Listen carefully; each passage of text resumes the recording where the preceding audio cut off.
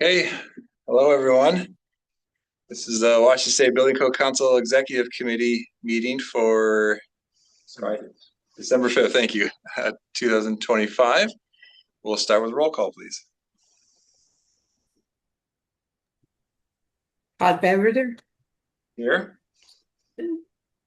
Sorry. Jay Arnold. Here. Tom Young. Here. Roger Haringa. Here. And Tom Handy.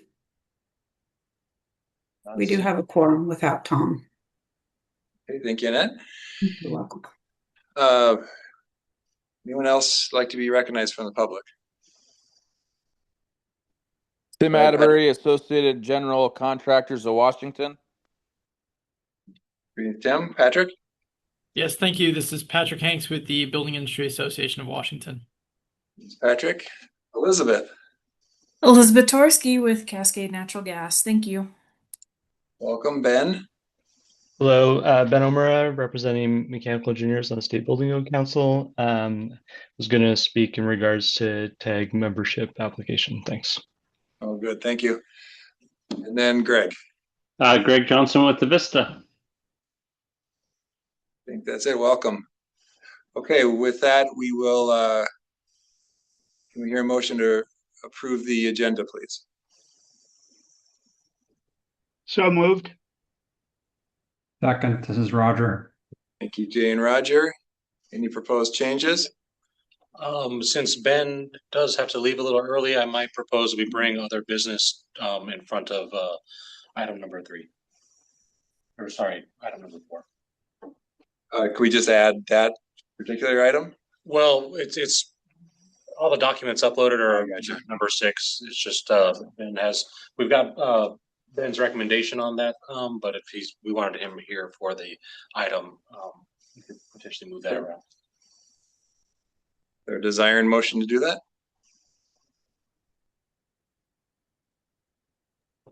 So ahead. Yeah, that's acceptable. Thank you. Okay. Moved by Jay. Oh, I guess we haven't made a motion yet. Okay, so I see. Jay, you made the motion. I'm sorry. I'm just blanking on what we're doing here. Yeah. You accept that? Change of moving other business up. Okay, Roger, do you accept that? Yes, that's fine with me. Okay. Okay, with that change to move 6 in front of 3, 4. Yeah. All those in favor signify by saying aye. Aye. Any opposed? Okay, agenda is approved as modified. Item number 3 is review and approve the minutes for August 1st and September 22nd. Can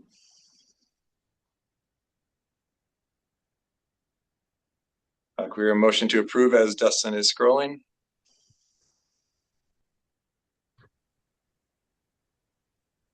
So this is Roger. Moved by Roger. Second by Jay. The 22nd, yeah. Okay, any proposed edits? Hearing none. All those in favor signify by saying aye. Aye. Any opposed? Those minutes are approved. Okay, so now item 6. Yeah, other business. We had a tag application come through for the mechanical engineer on the MVP tag. We have a primary on that seat right now, and this one's for the alternate position. It's by an individual, Siddharth Prem Kumar, and I had some communication with Ben, who is the chair of that tag, and he's in concurrence that our applicant would be a good fit for the role for the remainder of our 2024 cycle. In the process of popping open our current tag rosters to share with you guys. And just to remind everyone and to confirm, the executive committee is allowed to approve tag members, correct? Correct. Okay. So that's what we're proposing to do here. Thank you, Ben, for joining. So here on the left-hand side of our tag roster, is the MVP tag. This was last updated Dustin, you're not sharing right now. Oh, I never finalized it. I'm sorry. There we go. On the left-hand side here, we got the MVP tag. All these tag rosters were last updated the last time we added some folks here, which was back in August. And this was for the mechanical engineer. We have Ian Casey as the primary and a vacancy there. And I'll pull up the resume for Siddharth Prem Kumar. He currently is a practicing engineer working in the mechanical realm. And with my review of this application and his resume, I thought he'd be a good fit, and then shot it out to Ben and Justin on that tag. And Ben, would you like to say anything about the applicant? Yeah, sure, Dustin. Yeah, so like you said, individual obviously has experience practicing in the field and is currently working. So it would definitely be recommended that we accept his application to join the MVP tag, just to make sure that we have the best chance in every instance of having quorum and being able to effectively do the work of the tag. So thank you. Thank you, Ben. Okay, before we take a motion, is there anyone would like to comment on this applicant? Thank you for applying. Seeing none, can we have a motion to approve this seat? I'll make a motion to approve Siddharth Prem Kumar to the MVP as the alternate mechanical engineer. Thank you, Roger. Second, this is Tom Young. Tom, any other deliberation by the committee? Hearing none, we'll try a voice vote. All those in favor signify by saying aye. Aye. Aye. Any opposed? Unanimous. Thank you. The seat is approved. Thank you, Siddharth. Thank you, committee members. Thank you, Ben. Okay, I guess should we finish with 6 then? Well, I have no other business for the group here today. Anyone else have any other business? Okay, seeing none, we'll go back to then agenda item 5. Well, let's just call them the way they're drafted. I didn't get a chance to update what we're sharing. So we'll do agenda item number 4. Great, thank you. Which is our 2026 meeting schedule. Folks may have seen what I'm sharing here on screen on my backgrounds throughout the meetings, but this is an at-a-glance calendar for 2026. What you're seeing here is, I guess there's a key at the bottom down here. Stars are our council meeting dates. The circles are the standing codes committees, so both the MVP and BFRW committee, and the squares are executive committees. The triangles that are in here are for the legislative committee. And then additional information that's on here that's not relevant. Well, it's relevant to our schedule, but it's not part of our meetings or anything. I have yellow squares in here, which are code revisor filing deadlines. And then grayed out squares are state holidays. And so for this schedule, it's following the same cadence that we did for 2025, where we have a regular meeting for all the groups each month, except for the legislative committee. The legislative committee will meet every week on Thursday, per the tradition from this last year, to discuss legislative matters throughout the legislative session. And that's due to end after the second week of March. And then they would be called at an on needed basis. And so pretty much first Friday of the month, executive committee, second Friday, BFRW, MVPE committee, and third Friday are council meetings. And open to suggestions or changes. Some of the things in the past that have been done is June and July have been left blank. But my thinking on that is to keep them on there, and we can cancel if there's no council business needed for those months or people are unavailable. Okay. Jay's got his hand up. Oh, sorry, Jay, go ahead. Yeah, thank you, Dustin. And I appreciate the regular cadence of the third week for for council meetings and the other committee meetings. The one exception is July with the holiday, where things are shifted to the second, third, and fourth meeting of the month. I also note that May is early and wondering if we wanted to shift the May meeting to the 22nd to give more time to put work together then.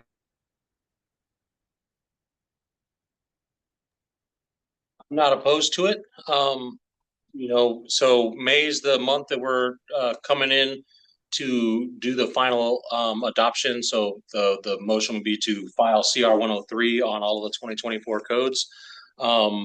It's unclear if an additional week or two in May is going to be needed, but we could prime that right now and push all that out a little bit later in May. The meeting that I think might be better a better meeting to move would be the January meeting.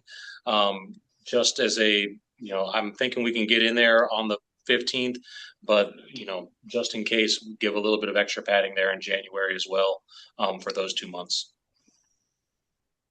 Yeah, both of those sound good to me. I want to make sure that we're allowing staff the time to do its work, and both for the January meeting and as we get into May, June, where we're landing some of the big work, want to make sure we've got time to get information out to the council before our meeting.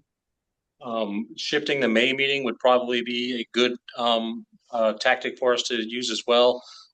There's a heavy staff load for work that occurs after the hearings for the codes. The transcript in particular is a heavy lift for staff. We're prevented from using AI tools, and the transcripts that come out of the Zoom recordings are not exactly accurate. So it takes a lot of time to go through and actually produce those for the record. So a little bit extra time there would be nice for staff. Dustin, were you gonna live? I can live. I'm ready to live edit this. So I mean, if we want, I'll pop those down. While you're doing that, go ahead, Roger. That answers our AI question we had the other day. I support both of those. My other comment or clarification, I want to make sure that we are not confusing the MVPE Standing Committee and the MVP TAG. So the acceptance of the TAG member that we just had was for the MVP TAG. Yes. The reference for the Standing Committee, which was the circle on the calendar, is for the MVPE Standing Committee. And I was a little confused as we were talking about both, and so I thought it would just be good to clarify that. I think that's accurate. Yep. And then the edits I made in January, I didn't push it all the way to the end of January. It'll put us at 6 weeks of solid meetings on Fridays if we push it all the way to the end of January. So I'd like to maybe have a little reprieve after a council meeting to reset for the executive and the rest of the meetings in February.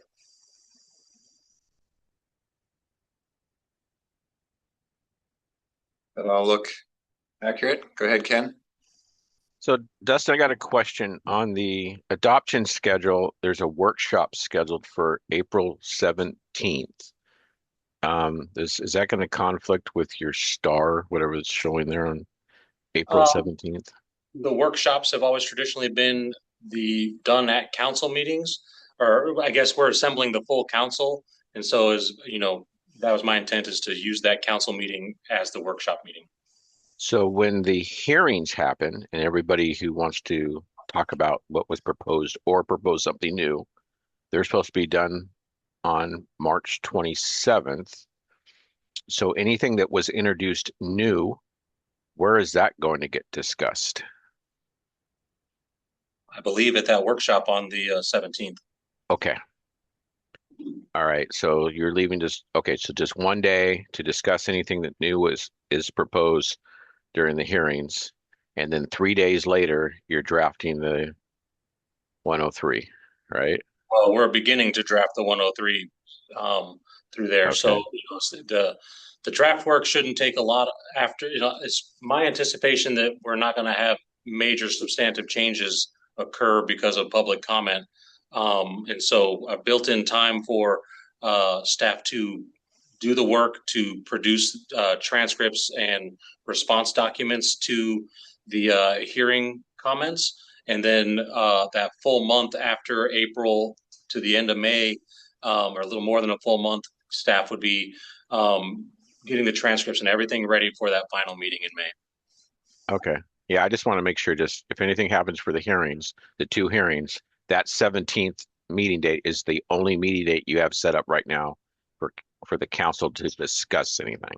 As far as a regular meeting, yes, but there is always the opportunity to call a special meeting. All right, thanks. And Ken, thank you. 2 things on that. So there are 2 hearings, obviously. Are they the 26th and 27th of March? Well, Is that how we set it up? I'd have to run back and look Okay. at specific dates I have on there. Something like that. And then we do have the executive and standing committees those 2 weeks before April. So how do we have opportunities here? There's opportunities to discuss before that council meeting as well, but I think to Ken's point, there's not a lot of time between the hearings and those workshop sessions. It's a sprint and we want to front end everything we can. Okay. Patrick, did you take your hand down? Yeah, I answered my own question. Okay, thank you. Okay. And then just to show through the last 3 months of the year, just holidays don't really impact the meeting schedule through those last 3 months. Okay, are we there? If we are, any other public comment? Not, let's can we hear a motion to, are we adopting or recommending? This is so recommending. It's a recommendation. I mean, needs to be on file before the new year. So after this meeting, this is, the executive committee is established to help dispense in the planning and organization of all the council activities. So I'm looking for an approval here. And then after this meeting, the plan is to file this schedule with the code revisor. It'll look different than what we have here. It'll essentially be a list of meeting dates and locations. Okay, so can we hear a motion to approve the schedule as modified on the screen? So move. This is Jay. Second, this is Tom. Jay and Tom. Any further deliberation? Let's try a voice vote. All those in favor signify by saying aye. Aye. Any opposed? With that vote, then this schedule as modified is approved. Okay. Do that for a second, Justin.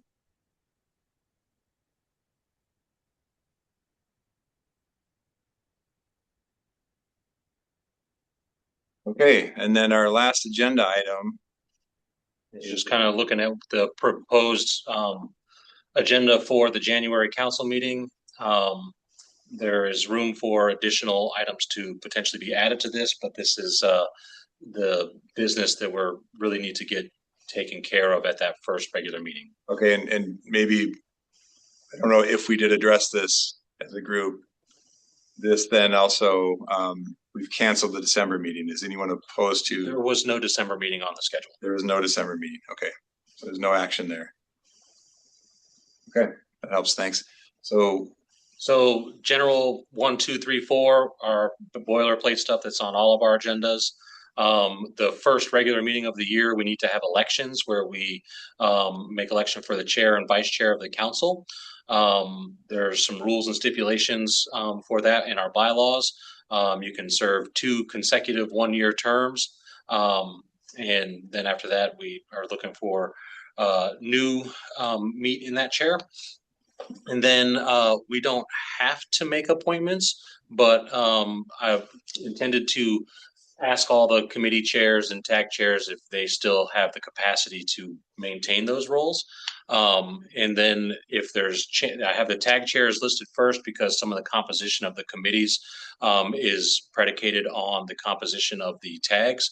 And so going through making sure that the building code tag and all the different tags are have the chairs appointed and available so that we don't suffer lack of the chair, and then committees get populated after that. And most of the committees are kind of prescribed by, or the seats are prescribed by our bylaws, but there's room after our bylaws for some additional folks on those committees. And just, you know, so right now, if we did nothing, the committees and tags would stay in the current format they are. But I just wanted to touch base and make sure that we still have everybody on deck for those groups.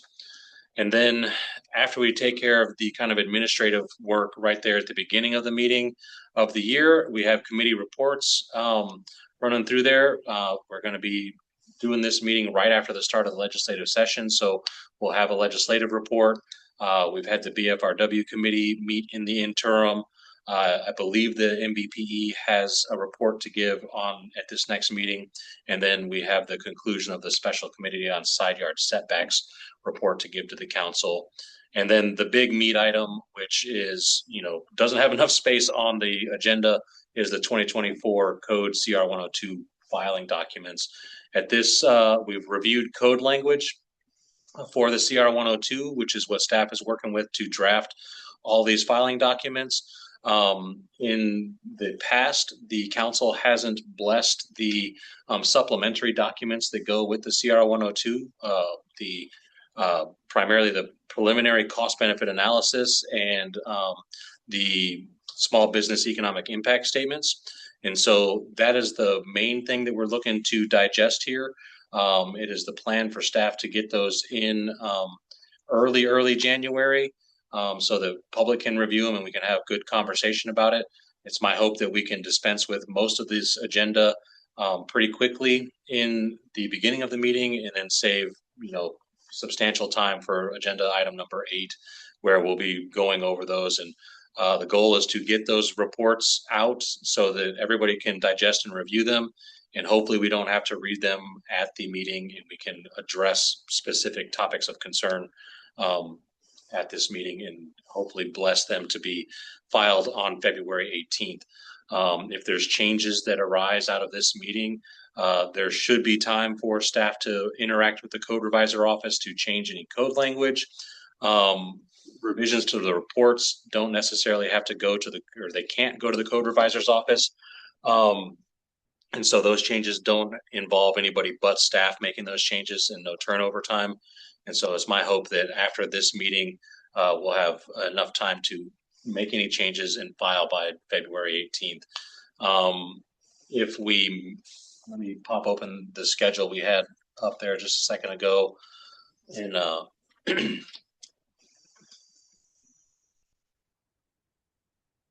and talk about the filing deadlines and kind of what that means for what the public will see from the code revisor's office. So you'll notice the January meeting as edited falls right after a filing deadline.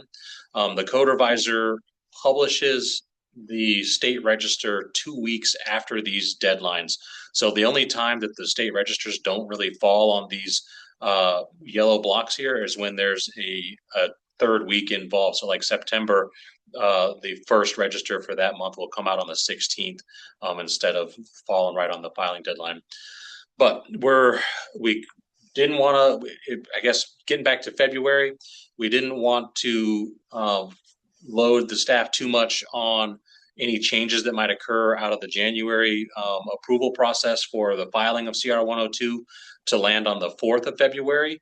It leaves a week and some change there. And so everything that's been talked about in the last couple months for the schedule and getting to our May council meeting final adoption action has been based on the timeline from February 18th.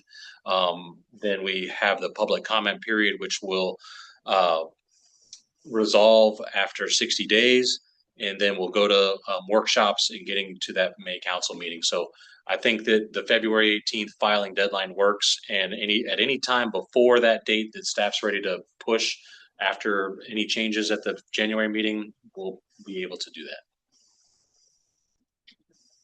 It's gonna be a busy meeting. Okay, thank you, Justin. Roger. Yeah, I have a couple of questions. So appointment of tag chairs and appointments of committees. Are we,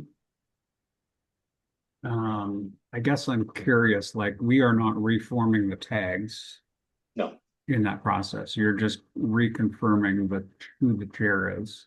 Correct. Well, we technically could change that chair. we could. So we're not obligated to make any changes right now. This isn't anything in our bylaws or in statute. This is just making sure that everybody who's volunteered for those roles is still ready to occupy those roles. And is there not, what I don't see on here, are there anticipated to be any changes to council members? Yes. So in January, we'll have 5 council members whose terms are up. Coming up here mid-December, we'll be advertising on the SBCC site those changes and providing appropriate links to the governor's website to submit applications and recommendation letters. And that will fulfill our statutory obligation to advertise that. So in 2025, we didn't do our elections right on the first meeting because there was some uncertainty as to who would remain on the council. And so that was put off a little bit, but we're supposed to do it at our first regularly occurring council meeting. Okay. Well, we may not know who those new members are, right? Correct. Okay. When I first looked at it, I was really concerned about having the agenda item number 8 at the end of the meeting. I just, knowing that may be the bulk of the meeting, I guess I'm a little concerned about having that at the end, but I don't know, maybe that's okay. And then my third final, so that's just a comment, I guess, for people to consider. My final question is, I see the special committee on side yard setbacks committee report. But what I don't see is the single exit multiplex housing tag on there. We can definitely include them on here, but I didn't see a need to have that in here just yet. Okay, so what I'm anticipating as the chair of that committee, number one, I'm fine staying on and finalizing work. The plan is for the tag to be done with our work before this meeting, but I guess I would ask that on the committee report, I would like to summarize for the council the conclusions, the work done and the conclusions of that special committee. So I think under item 7, I would ask that you add the single exit multiplex housing report. Would you be amenable to rolling that in with a report from the BFRW committee? Sure. Which then raises the question we talked about, Roger, making sure everyone agrees and understands that that's the intent to move that through the BRFW. Okay. You would not have that expectation. Maybe I'll ask that. And as the chair of the committee, that has been my assumption, is that we are hoping to have our work done prior to the BFRW committee, which is now what I have the schedule up here and I maybe got rid of it. We moved January, so the BFRW committee would be on the 16th of January. Correct. So yes, our work, my hope is that the single exit multiplex housing tag will be tag will be done before the 16th so that we can present that information to the BFRW committee meeting on the 16th. And then, yes, I would be fine. And actually, I believe I'm the chair of the BFRW. Well, this year, I don't know if you'll want me to do that for next year, but I'll be ready then as part of the BFRW committee report to include the single exit multiplex housing information. So, okay. That answers my questions. Okay, go ahead, Patrick. I saw Micah hand jump up when I asked that question, but go ahead, Patrick. Yeah, I have a question. If the energy code, third-party analysis, sort of how that is going, and if that is slated to be included in item number 8 on the agenda. The third-party analysis, it won't be available for the CR 102 filing. The contracting for that, we put out for RFP October, November timeframe. We got no bidders on it. And that was mainly due to the contracted timeline that we were trying to be on at the time of that bid process. Right now, that's going out. We're hoping to award the contract here in January. The plan for that is staff has been running with the proposals that are submitted with any documentation that's there. We're writing our preliminary cost benefit analysis. The third party analysis will be available before we do our final adoption. And that'll be a preliminary, and then any changes that happen after CR as a result from that last meeting, if there's final changes that happen as a result of public comment period, there's room for that third party analysis to be wrapped up addressing those changes after that last meeting.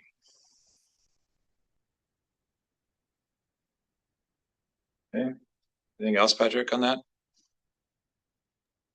Yeah, I mean, I know that, you know, you can't really control how long it takes for that, but the information on the proposals was pretty light, and I don't envy the job that staff has trying to draft a preliminary cost benefit analysis for that. The energy code stuff is a lot more complicated, and I think in past cycles having that done by a third party helped provide a little more information to inform the public comment.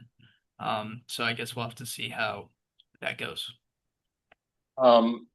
Krista, was our analysis in the 2021 code, was it done at this in the before filing of CR 102? No, it was not. Okay. Okay, thank you, Patrick and Krista. Micah. Hey, Chair, I didn't really have an answer to your question, so I apologize. I did want to comment on a couple of other items. I appreciate Roger's optimism on getting the multiplex item done. I totally see the single exit being completed, but boy, that sure seems rushed for such an item, but I appreciate that and look forward to it. The second thing I wanted to just discuss and mention, and Roger, I think you brought this up a while back and wanted to talk to Dustin about it.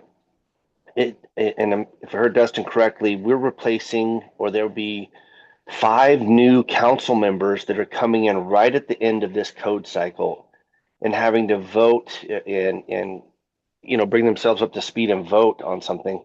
It sure would be nice if there was an adjustment to the appointments to where you could finish out a code cycle. It'd be great to see those 5 folks stay on through March when the proposed adoption date or vote date is set, but that may not be the possibility. But that just seems like just a breakdown of the process, and maybe that can be addressed. And I just wanted to mention it here at the executive committee. Thanks. Yeah, and Micah, I'll comment. I think Roger's going to comment too. Thank you for saying that. For anyone listening in, this has been discussed, and this is a concern, an ongoing concern of I think of many on the council. So just this, what we're doing, having a vote immediately on January 5th, or first meeting in January when all of the terms expire on usually January 5th. So yes, we're in the same situation where we're going to be electing people and potentially having vacant seats, or having people that are in that 90-day window, just like last year. And then you have to make a determination whether they're eligible or not. Last year we determined they were eligible. And just to clarify that 90-day window, so the council member terms that are up for ending this year, they end on January 5, but without an appointment from the governor, they actively occupy their role for 90 days afterwards.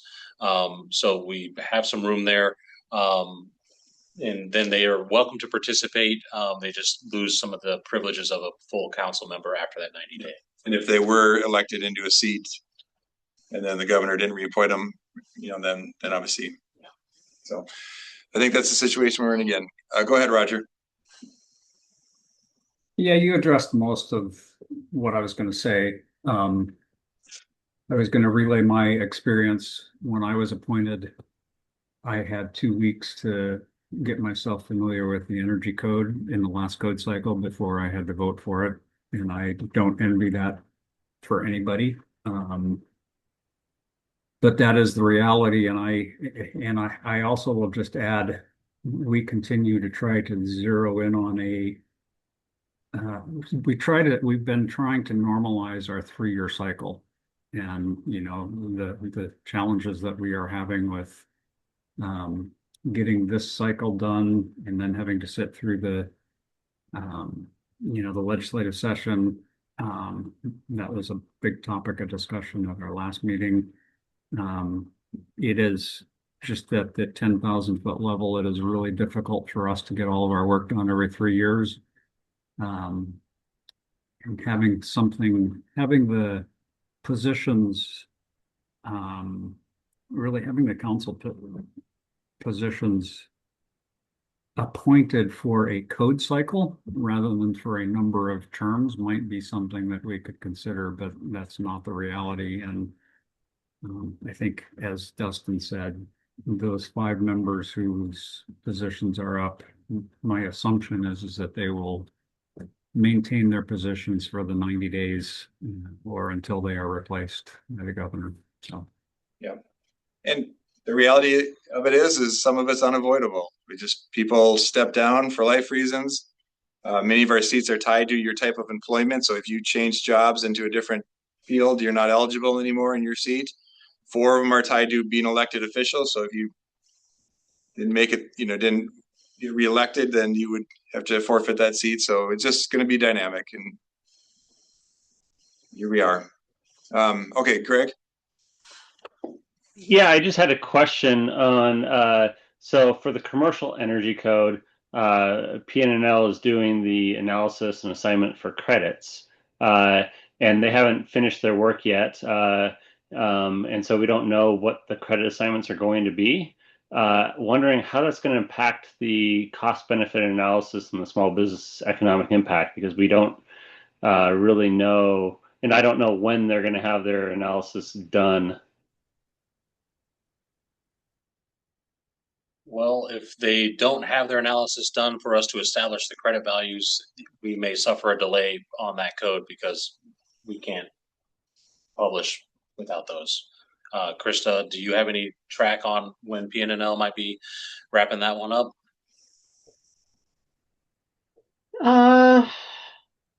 I believe they're close. We'll probably hear something more definitive the end of next week.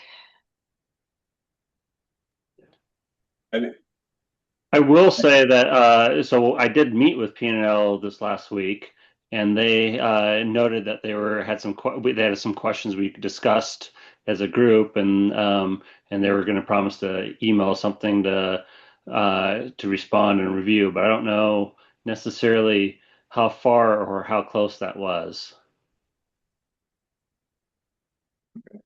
Well, thank you, Greg. I mean, ultimately, this is going to be a determination on the council, and that'll weigh into whether or not it goes into adoption or into rulemaking for a delay or so forth. So I think we need to wait and see. Okay, Micah. Thanks again. I did have one question on this proposed agenda for the January meeting. I do not see the discussion of the delay of implementation of the codes. Shouldn't we know, at least my understanding from the last legislative meeting, we should know by this time frame whether or not there's going to be legislation or some type of movement on not having to sit through legislative session. So I thought that was a discussion point that it would be on this agenda for some type of review, even if there's not a vote. Thanks. I would kind of couch that in with number 8. We're talking about us essentially for the supplementary documents, but it is an opportunity to discuss the entire CR 102 filing and the implementation date as allowed by statute at that time. Or if we have, motion at the legislature that might change that aspect. So I would include it in chat in number 8, and I can flesh that agenda item out a little bit more to include some of that topic there. And we do have the ability, because I do believe we have an executive committee and a legislative committee before this meeting in January. So, but it's good thing to flag, Micah. Thank you.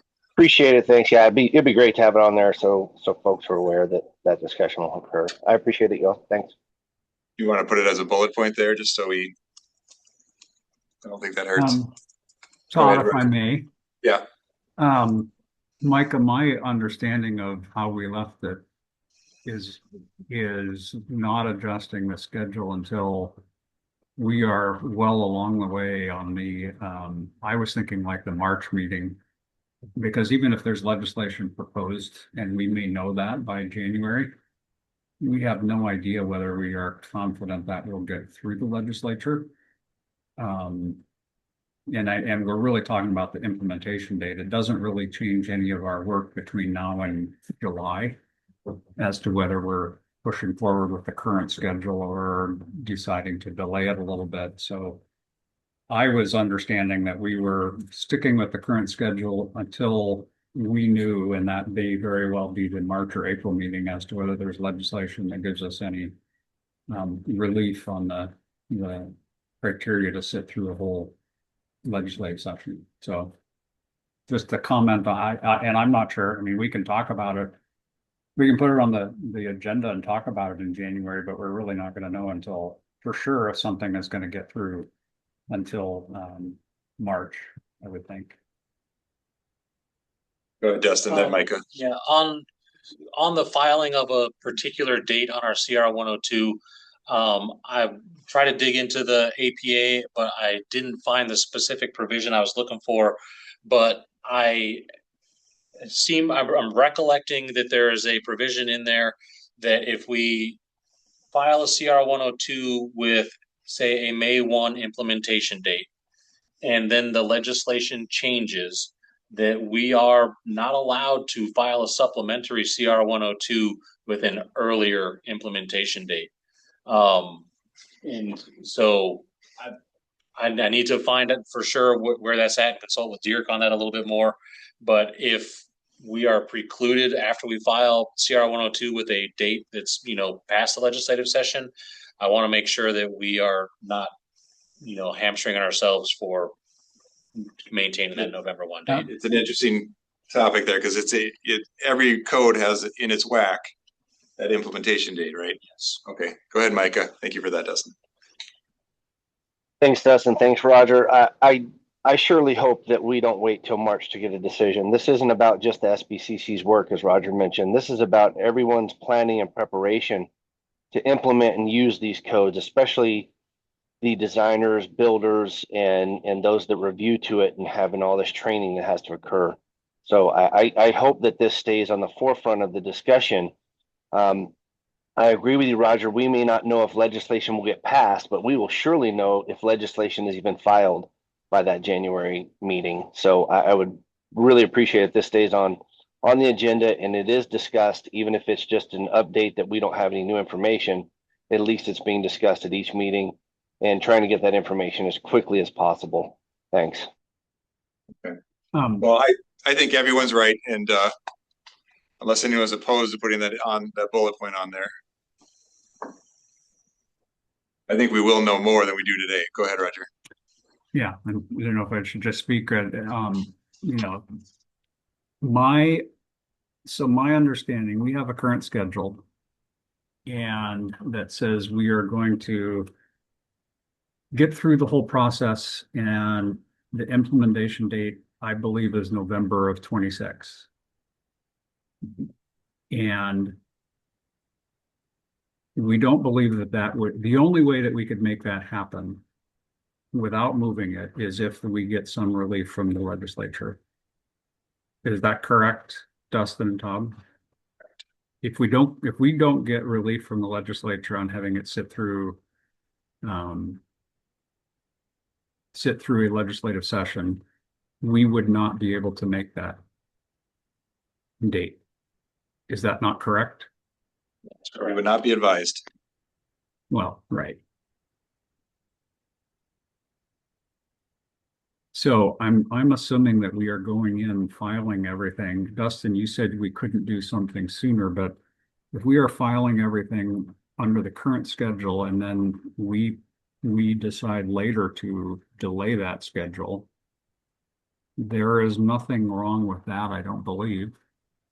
Right. I think we're saying the same thing, right? I think Dustin was saying in the CR 102, if we were to put a later date at this point, we couldn't change it later. CR 103 or supplementary CR 102. Maybe Right. with a supplementary CR 102, but I think the specific statute I'm looking for is more relevant to the CR 103, where if we advertise CR 102 May 1, we can't file CR 103 and say November 1, 26. So this is a pretty wonky discussion about filing. Yeah, CR 102. that confuses me even more. So that's fine. And I listen, I'm a designer as well. I understand education. And I don't know. I understand educating everybody. At the same time, I push back on we have a 3-year cycle that we struggle with, and I'm all in favor of providing as much education time as possible, but I've heard in the past we need to plan a whole year for publication and education, which gives us 2 years to get our work done, and which we can't seem to get done. So I'm all in favor of the publication and education being as much time as possible, but I'm sorry if you just take a step back and look at our whole schedule, we can't get all of our work done in 2 years, get everything published, and then have a whole year where we sit there, wait for publication and wait for education. That I just don't see how that works in our regular 3-year cycle. So anyway, I'm fine bringing it up on the January meeting. Okay, no, We can talk about it then. Yeah, appreciate that, Roger, because I think right now we're only talking about what goes into the CR 102 filing. And that's why we haven't made a change as a council yet, because we don't have enough information on where that thing would land. So, okay, we will know more day by day here. Thank you. Okay, one question I had to finish this off. There was a suggestion. Does someone want to move the committee reports, behind 8? Is that a desire? Not opposed to it. If we don't have the committee reports, it's not going to detriment business. Right. I thought I heard that suggestion earlier. Just let's get to number 8 as fast as possible. We're obligated to have on that note, we're obligated to have the elections. Are we obligated to set the committees? No, anything beyond the chair and vice chair is not an obligation. So is there a desire to have the elections move right into the CR 102 filing documents, and then go into appointments and committee reports? Or does it matter? I'm completely on board with moving number 8 to after number 5 and pushing everything else down the line. That's what I would suggest. Okay. As we hear anyone oppose, let's. I don't know. I mean, Todd, going back to my single exit multiplex housing, if that is not done, for the full council to consider whether they should approve the single exit multiplex housing, I think I need to present to them. I had assumed I would present to the full council at least a summary, and we had talked about that being part of the BFRW committee report. So having that presentation after we consider the CR 102 filing documents doesn't make sense. So the CR 102 that we're talking about at the January meeting is not going to contain the single exit multiplex housing code language. Okay, That's going to be a separate CR 102 process. okay. Good thinking. Okay. Okay, are we there? I think so. Okay. So could we hear, you want to put the date on there, please?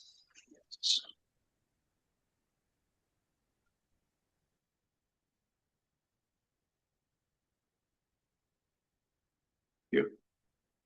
And I have the timing on this one to be at 11 a.m.